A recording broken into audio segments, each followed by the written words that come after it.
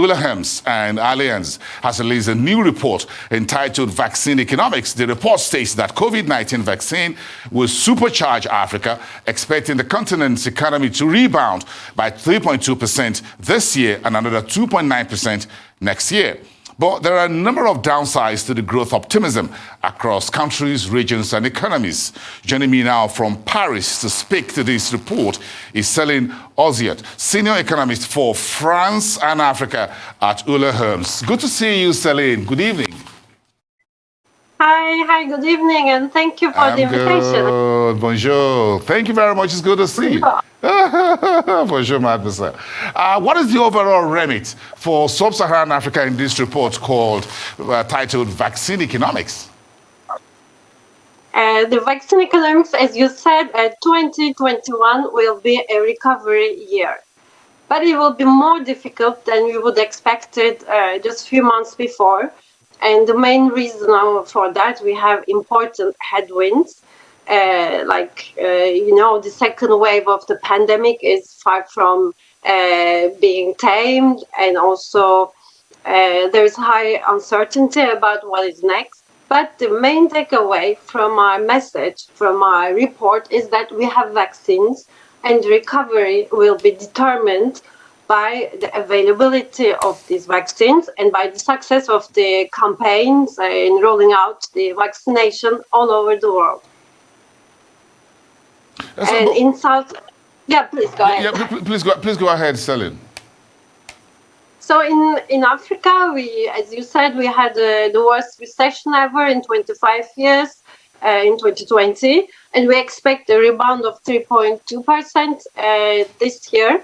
So this is good news, but also this rebound will be rather unbalanced across the continent. So the main takeaway from the COVID crisis is that it's good to have a diversified economy. The diversified economies were more resilient to the crisis. Here I think about Kenya, I think about Egypt, Burkina Faso, even at some extent to Ghana. And in the same way, for the rebound, having a diversified economy will be a sign of resilience. In that sense, of course, Nigeria fares less good because of its over-dependence on commodities in the same way as in Algeria. Those countries will be hit worse compared to the other African peers. And 2022 will be the real recovery year. And there we will get back finally to the pre-crisis levels all around the world and also in Africa. Okay, so but do you see the virus vaccine as an economic game changer for Africa, and how? Definitely. It's a game changer for Africa, but it's also a game changer for all around the world, for everywhere. Because as long as we don't have vaccines, there is that strong uncertainty that our economies cannot function at full capacity. We cannot go back to pre-crisis levels in services, although, of course, goods trade already recovered in most parts of the world. So this is why we need to have vaccines. And the main problem in Africa is the access of vaccines is difficult, but also the campaign hasn't started in most African countries.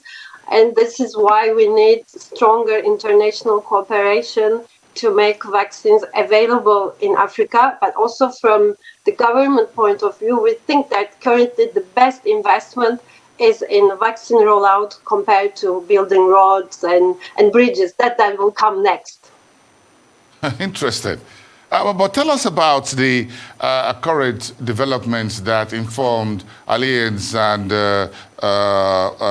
Euler Hermes key issues that were highlighted in terms of the tight fiscal space and fiscal imbalances for economic recovery for sub-Saharan African sovereigns. Yeah, first I should acknowledge the speed and the size of the fiscal response in Africa. That they are all over the continent. We are talking about 2.5% of GDP. This is something. Of course, this is quite important. But compared to advanced economies, there we are talking about 10% of GDP of fiscal stimulus. But knowing that quick and important response to the crisis made that we have barely no fiscal space now in Africa to boost the recovery. And this is the main problem, that we cannot implement large-sized recovery stimulus packages as it's the case in Europe, but also you see with the Biden administration, like we are talking about incredible stimulus. So for Africa, this will be difficult. There is no room. And also, what is the solution, you would ask me? So there is no money, no public money. The solution could be either taxing better, so a better revenue collection. Here I'm not talking about taxing the poor, but taxing in a better way. Just to give you some numbers, in Nigeria, tax to GDP ratio is below 10%. So it's very, very small. Compared to the European Union, it's more than 40% of GDP.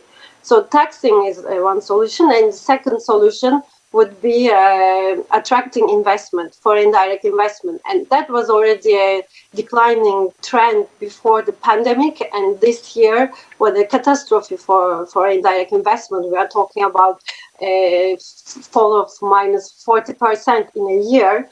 And Nigeria is one of the countries that experienced the biggest fall in foreign direct investment.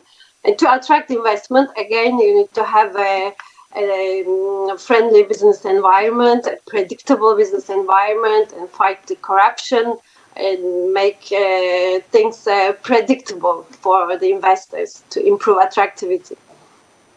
Let's talk a little bit about debt sustainability and associated matters such as the IMF program and so on. What viable options are open to sub-Saharan African states? Fitch Ratings just downgrade Ethiopia to CCC just about one or 2 days ago. And things are looking a little bit very tough for a number of others, such as Zambia and a few other countries. Exactly. Debt sustainability was already a problem before the crisis. As we should remember, since 2010, the debt to GDP ratio was 35% of GDP back then. And now we are talking about 66% of GDP on average. But of course, there are big differences.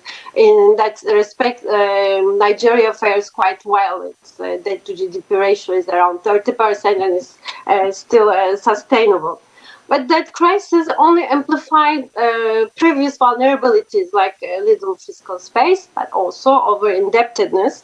And currently, as you said, we have on Africa 11 countries being in high risk of debt sustainability, and 6 of them are in a situation of partial, actual, quasi-default. So the problem is big.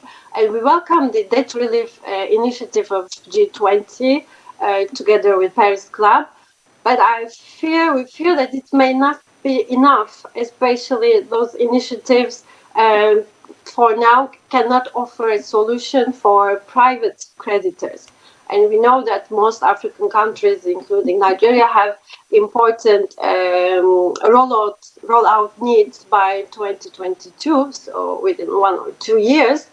So but on the bright side, the situation is difficult, but the countries need to attract still private investment, private capital. And the good news is interest rates are incredibly low in the rest of the world, in advanced economies, and they are set to stay low for some time, for 2-3 years at least, we think in Allianz. So the search for yield will be there, the appetite for risk will be there, but the investors will be more cautious, will be more selective.